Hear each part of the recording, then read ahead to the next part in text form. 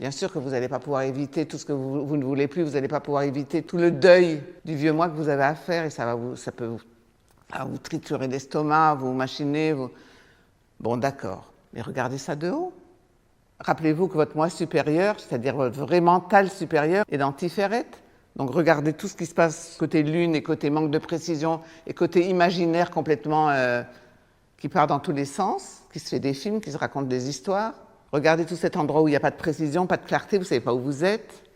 Mais regardez-le à partir du soleil, mettez-vous dans le soleil.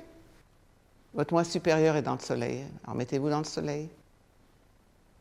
Il y a tout un travail d'épuration du sentier 25 entre la lune et le soleil qui peut être aussi très très utile à faire si vous voulez ne pas être pris dans les brumes lunaires et avoir une clarté d'esprit plus, plus solaire. C'est déjà pas mal. Ce ne sera peut-être pas la clarté d'esprit la plus haute, mais si elle était déjà solaire, croyez-moi, vous aurez gagné une grande partie. Bien sûr qu'on aimerait avoir la clarté de l'esprit, mais je vous rappelle que là aussi, pour avoir l'esprit, il faut être en état de réceptivité. Si on n'est pas dans son féminin, on ne peut pas recevoir le Saint-Esprit. Et je vous rappelle que là où ça se reçoit, c'est là-haut, Keter.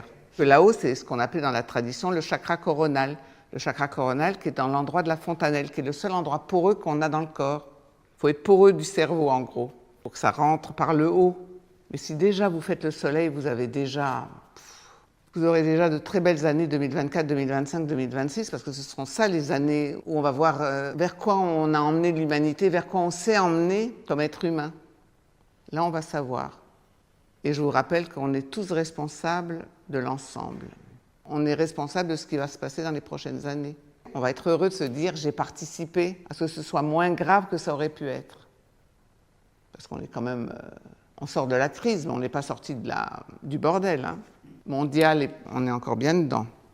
Si on rassemble tout ça, ben c'est sûr qu'en résumé, vous allez être vérifié jusqu'à Noël sur votre développement relationnel, sur comment vous vous reliez à vous, comment il y a de l'autre en vous pour regarder votre petit moi, combien vous vous reliez à l'autre, combien vous vous reliez à tous les autres, plus ou moins amoureusement, ou plus ou moins narcissiquement, ou plus ou moins névrotiquement.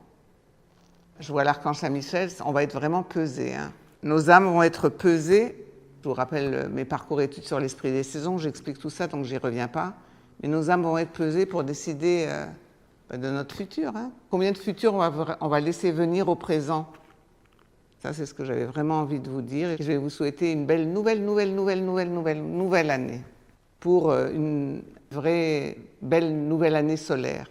Parce que vous serez devenus plus solaire. Et si on voit traîner beaucoup de lunes au 1er janvier, c'est que vous ne vous serez pas mis sur votre 31, ce qui était déjà demandé à la pleine lune du 31 août. 13e lune de l'année, un 31. C'était annoncé qu'il faut se mettre sur son 31 pour le 31 décembre. Et donc il n'y a qu'une seule question à se poser. Qu'est-ce que je veux de moi? Combien je suis capable d'accepter un féminin connaissant? En moi d'abord, à l'extérieur évidemment.